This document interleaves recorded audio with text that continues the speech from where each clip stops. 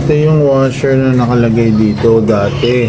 Nung nakuha ko meron, nakapalaman dyan.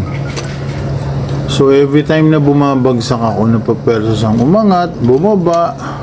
So hanggang sa nadurog, lumuwag. Until my last trail, ganun siya. So ang gagawin ko ngayon, susubukan natin ngayon gawin, alam mo yung mga bar end na aluminum. So yun ang puputulin natin. Ilalagay natin siya rito. Then saka natin sisikapan. Tignan natin kung pasok siya o ubra. Alright. Stay tuned. Follow, like, and share. So pinutol ko according to the size nito. Pero parang haba. Pero dito sakto lang siya eh. Yung haba, yung lapad niya. Ayan. Siguro remain ko na ng ganito para medyo mahaba yung kapit. Then, ang gagawin ko naman, puputol ako ng ganito. Halagyan ko ng gitlang para pag umano siya, kakapit siya. Pag hinikpitan. Alright? So, naputol ko na siya ng ganito para mailagay natin dito.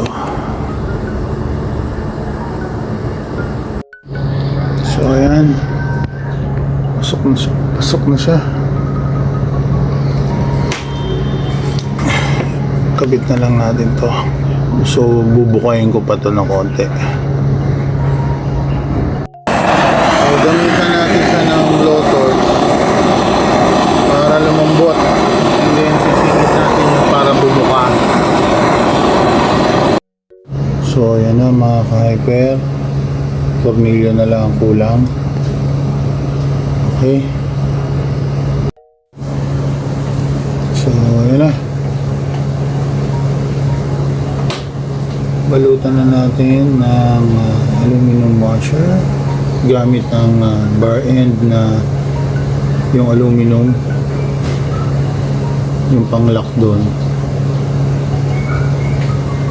So I hope matibay niya. Follow, like, and share.